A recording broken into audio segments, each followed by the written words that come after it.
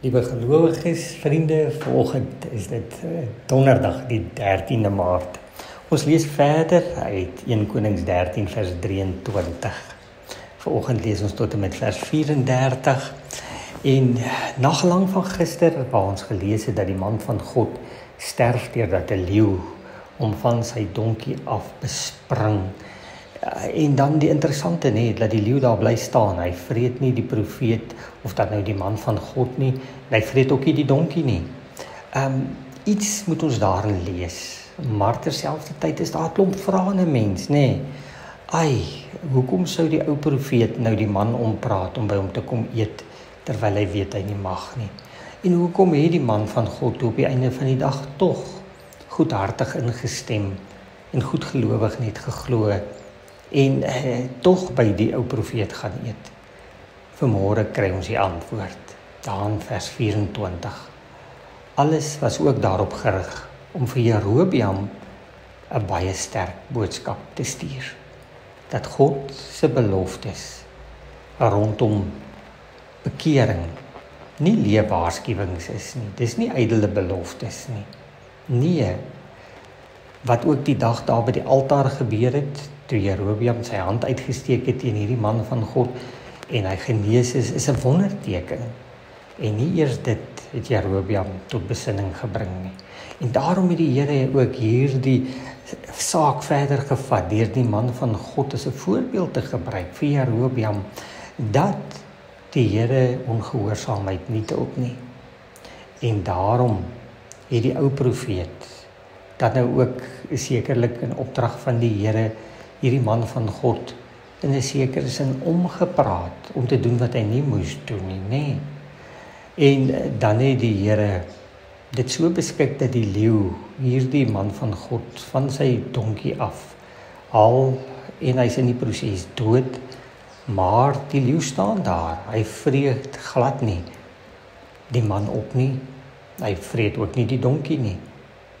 Gaan lees vers 25. Dit wil sê, dit is so teen die leeu se natuur in, dat dit moet God wees wat hier betrokke is.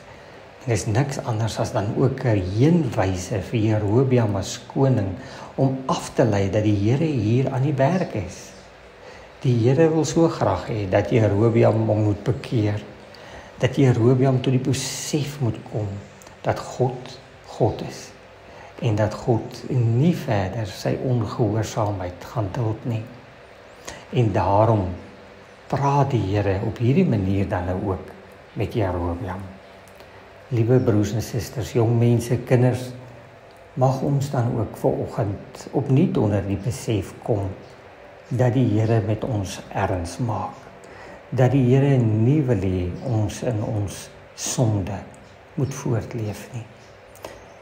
En daarom kom ons vanoggend en ons sê, Here, dankie dat U nie net met ons moed opgee nie, dankie dat U ons nie net op die daad doodmaak nie, Here, maar dat U ook met ons 'n pad stap. Here, en wanneer ons om ons kyk, is daar ook voorbeelde van ander gelowiges, Here, wat partykeer dalk die prys betaal vir ongehoorsaamheid, net soos wat ons in hierdie teks lees. En dan sou ons sê, dis hard, verdien hulle dit regtig? Het hierdie man van God regtig verdien om te sterf deurdat 'n leeu hom van sy donkie afhaal? Here, maar die oordeel rus by U. Dit kom ons nie toe nie. U en U alleen het die reg om te oordeel. U en U alleen mag oordeel. Here, want dit is uit U genade wat ons mag pleit.